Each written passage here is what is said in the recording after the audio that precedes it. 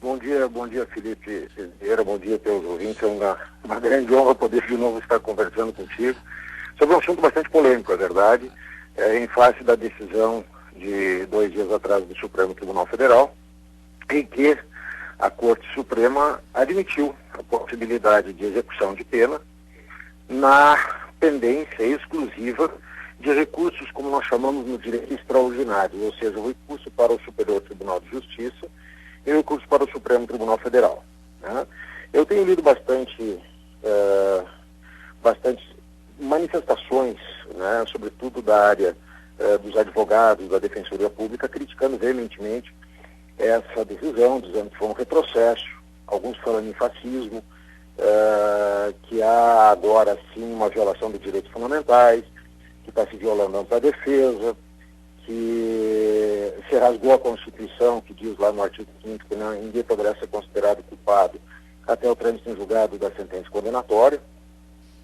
Eu respeito esses argumentos, é importante o debate, mas eu não estou concordando com eles e digo mais, o Supremo, por muitos anos, até 2009, teve o entendimento dessa possibilidade da execução da pena na pendência dos recursos extraordinários.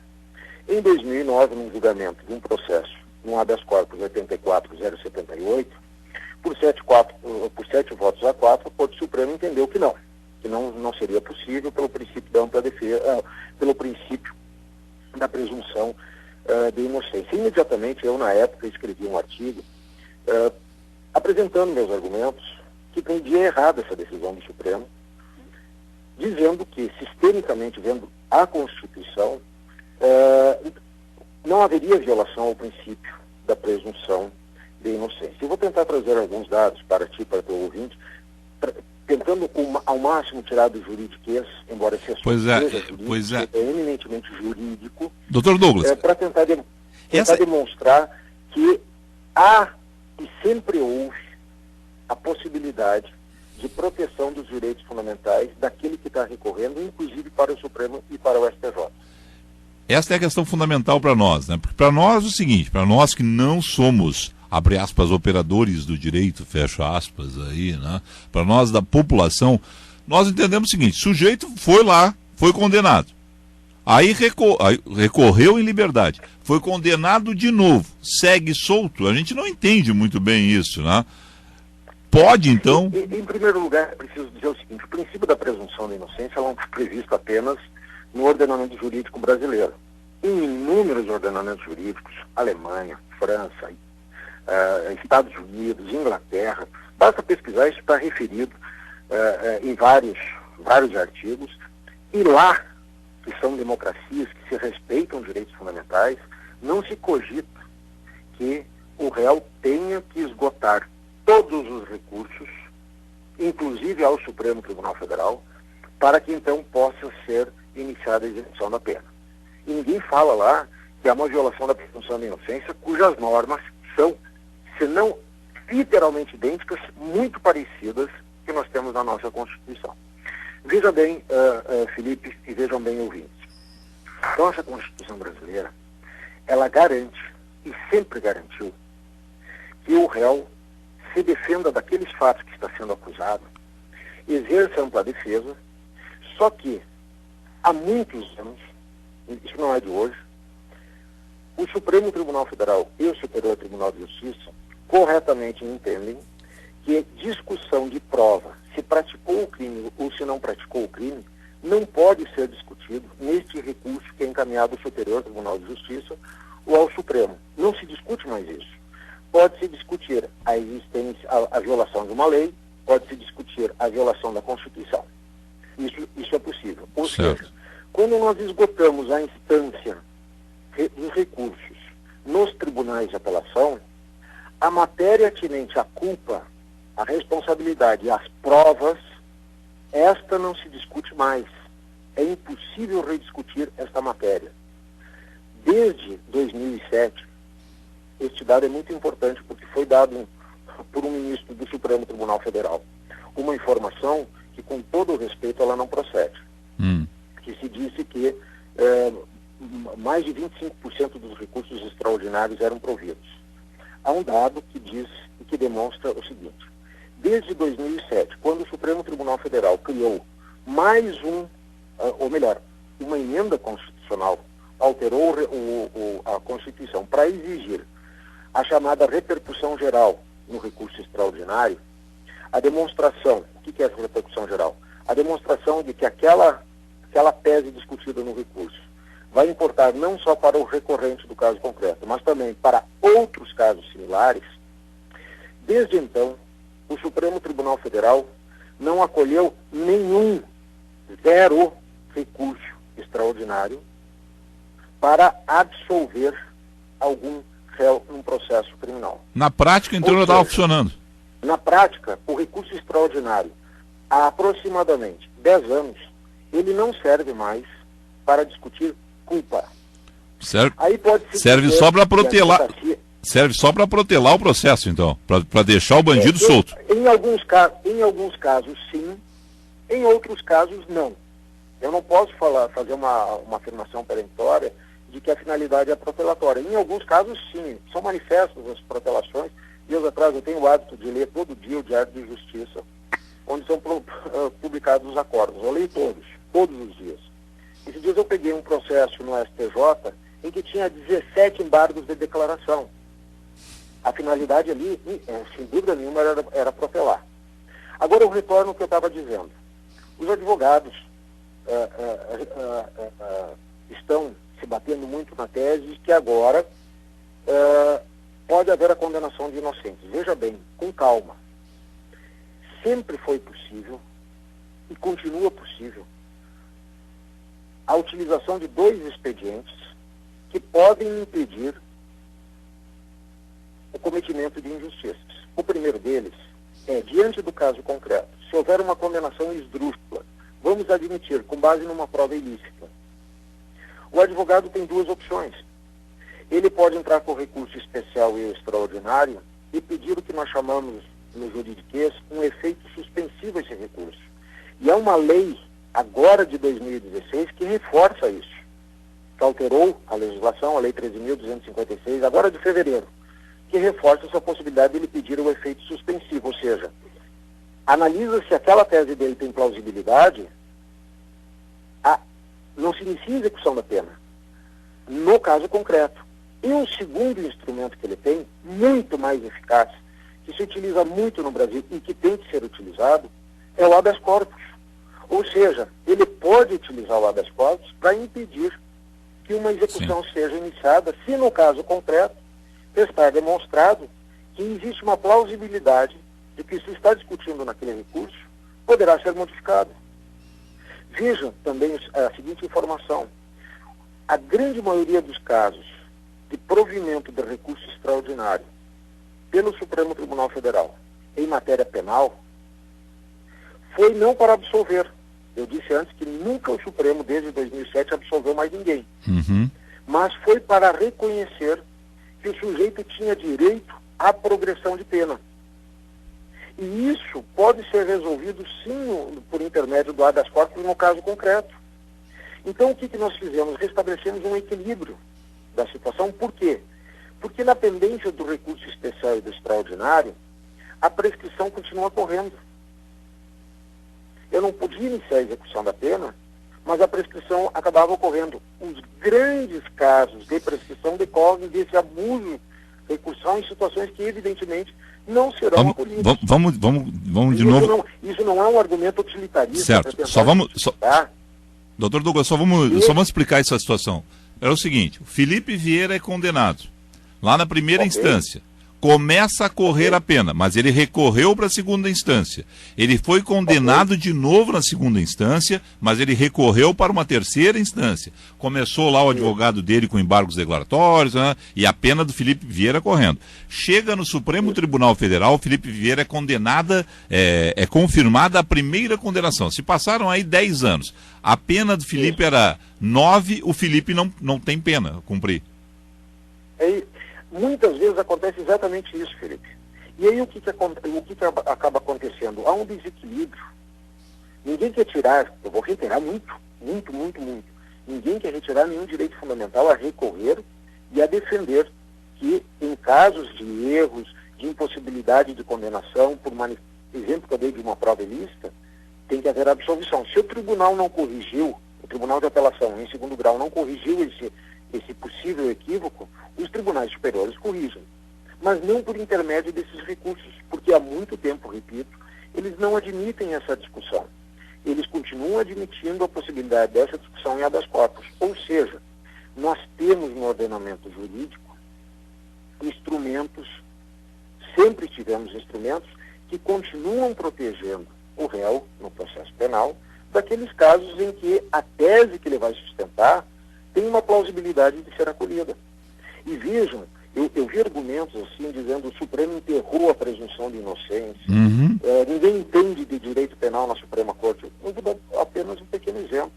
Nós temos um grande jurista, o ministro Nery da Silveira, gaúcho, que já sob a ótica da Constituição de 88, defendia isso abertamente.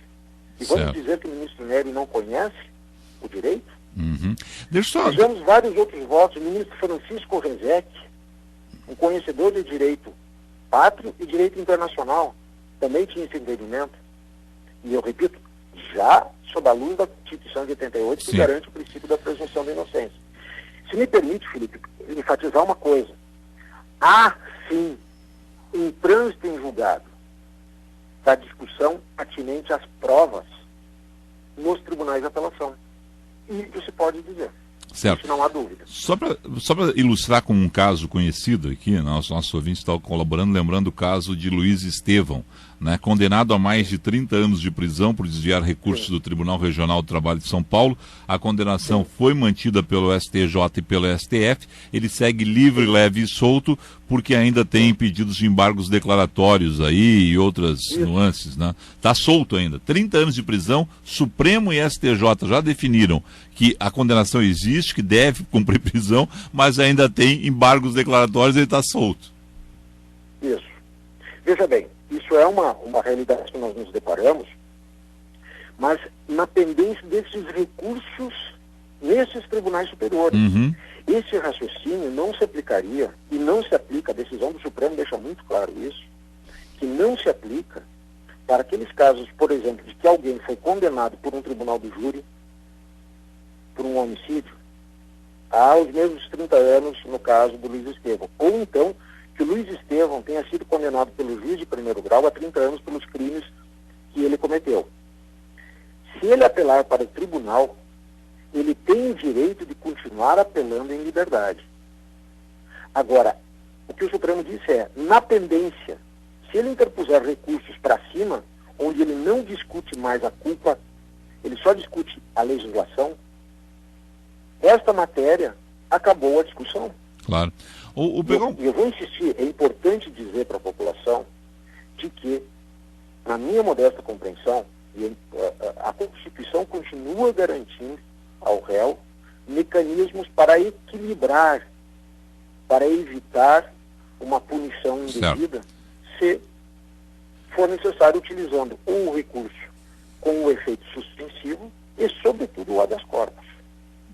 Agora, então é importante, peço desculpa, é importante a gente ter um pouco de calma, porque nesse momento começam discussões muito acaloradas, é preciso deixar sentar um pouco a poeira para ver que no fundo, embora isso possa desgostar e eu respeito uma parcela da comunidade jurídica, ela não vai trazer essa terra arrasada como se diz. Se diz também que nós temos um grande problema carcerário. É verdade. Mas veja bem, nós não podemos mudar o sistema do direito penal e do direito processual penal, porque nós temos um problema carcerário dessa natureza. O que nós temos é que exigir dos poderes competentes a modificação, e há muito eu digo isso, a modificação do sistema carcerário. Uma coisa é uma coisa, outra coisa é outra coisa. Uma coisa é uma coisa, outra coisa é outra coisa, né? Tem que ter cadeia para todo mundo que for condenado. Não vai ter cadeia para todo mundo. Bom, então construam-se cadeias. Mas Não é porque não tem cadeia que vai deixar de punir as pessoas. As pessoas têm que ser punidas. Cometeram crimes. Exato. E só uma questão, que eu até tenho uma pergunta especificamente sobre Lava Jato, já que o senhor trabalha na Lava Jato, mas uma questão que... Não, mas eu sei que o senhor não gosta de falar, a entrevista tem um outro viés, mas é que tem uma situação aí da Lava Jato nessa entrevista. Mas vamos lá, só para deixar claro aí, antes da gente falar da Lava Jato. Isso é para todos os crimes, porque desde ontem... eu só ouço os advogados assim, dos grandes políticos brasileiros, muitos dos advogados envolvidos da Lava Jato, esperneando e tal. Mas também ouvi meus amigos queridos criminalistas falando de casos comuns. Assassinato, por exemplo. A pessoa mata, é condenada, recorre, é condenado, e aí começa, sobe, e conseguem por várias nuances da lei brasileira, consegue se manter fora da prisão. É um absurdo. E aí, quando vai cumprir a pena, tem lá 1 ano, 2 anos, 3 anos da pena para cumprir. Isso também acabou. Vamos colocar assim, ó, é para todo mundo, pega a lei brasileira pega todo mundo, não há dúvida nenhuma. O Supremo aplicou fez uma reinterpretação sistêmica da Constituição para dizer que isto vale para todo mundo. Tá. Bom, vamos lá. E o Supremo, vou insistir, deixou ressalvado, isso está expresso no voto do relator, que ninguém fala, que está expresso que para as situações, dos casos concretos, existe o meio do habeas corpus, existe a possibilidade do recurso com efeito suspensivo. Certo. Eu sei que o senhor tem um avião para pegar aí, então rapidinho, tá? Isso. Todos aqueles que teriam decisões reformadas vão sofrer uma injusta pena antecipada e depois terão a sua decisão reformada. Quem vai devolver isso? Quem vai se responsabilizar por esses desastres? É um desastre humanitário, diz Luiz Flávio Borges Durso, presidente da Associação Brasileira dos Advogados Criminalistas. Desculpa, eu respeito, conheço o Luiz Borges, eu conheço, mas é um argumento ad terrorem. Isso não existe, essa possibilidade do jeito que ele está colocando. Por quê? Porque ele sabe disso, ele só não disse na manifestação, que ele continua tendo os meios para impedir uma condenação injusta. E eu vou dizer mais, eu escutei uma entrevista, pouco importa aqui de quem, dizendo que vão ir até a Corte de Direitos Humanos. Muito importante que vão. Sabe por quê? Porque a Corte de Direitos Humanos vai negar esse provimento. Por quê? Porque eles têm precedentes já reiterados, no sentido que não há nenhum problema na decisão do Supremo Tribunal Federal. Nenhum problema. Basta ir lá pesquisar e olhar. Sabe que então, na minha... nós temos que ter um pouco de calma. Esses argumentos são movidos, às vezes, por manifestações de calor, do momento, em que a gente precisa sopesar.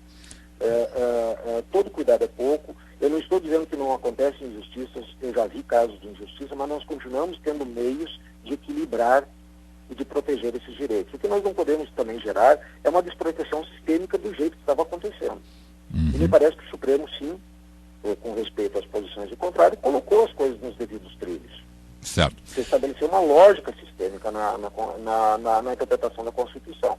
Mas eu sei que esse tema, Felipe, realmente ele é bastante árduo, eu escuto muito, e eu acho que é importante nós debatermos o assunto. Claro. Eu gostaria de poder estar conversando muito contigo e com os ouvintes, mas realmente eu tenho agora um compromisso. Tá. E preciso estar me dirigindo ao aeroporto. Perfeito. Então só responda para mim o seguinte: Lava Jato, com isso, está mais perto da punição? Hoje, as informações são que ao menos 19 condenados pela Lava Jato poderão ser afetados pela decisão do Supremo Tribunal Federal, que ordena esse cumprimento das penas após a confirmação da sentença em segunda instância e não apenas depois de esgotados aí todos os recursos. Vocês, Ministério Público Federal, já definiram isso? Vocês vão pedir a prisão dessas 19 pessoas? Não definimos nada, absolutamente nada. Só que, como nós falamos antes, a decisão do habeas corpus é para todo mundo. E, portanto, aqueles que tiverem uma condenação em segundo grau e que, depois de publicado o acórdão, que esgotado o recurso dele no Tribunal de Apelação, o Ministério Público vai adotar a providência que será para esses e para os demais casos, pedindo a execução da pena. E para aquelas situações em que eventual condenação não possa ser executada, os advogados vão utilizar os meios, os recursos dos habeas corpus próprios para não serem executados. Agora, que vai atingi-los, vai. porque essa decisão é para todos, não só para alguns. O senhor não disse, mas eu vou interpretar. O Ministério Público Federal vai atrás desses 19 que já estão em condições, que estão livres e em porque condições... nós somos obrigados a tratar todos isonomicamente. Certo. A questão é simples. Não, só para deixar claro, é que termina a entrevista, eu faço comentário depois, aí vamos dizer assim, ele não disse isso, então eu estou fazendo a interpretação durante a entrevista. Mas é isso, é verdade. Os 19, esses 19, o Ministério Público Federal, baseado na decisão do Supremo dessa semana, vai pedir que, se não passaram pela cadeia, vão para a cadeia, aqueles que já passaram voltem para a cadeia, porque afinal de contas, lugar de bandido é na cadeia. Mas eu reitero, mediante a condição do exaurimento dos recursos nos tribunais. Certo. Da apelação. Certo. Nesses casos, sim. Enquanto isso não acontecer, não. Certo. Então tá bem. Dr. Douglas Fischer, obrigado ao senhor aí, um excelente voo, um excelente dia de trabalho. Obrigado mais uma vez, um prazer poder falar e estou à disposição para os debates.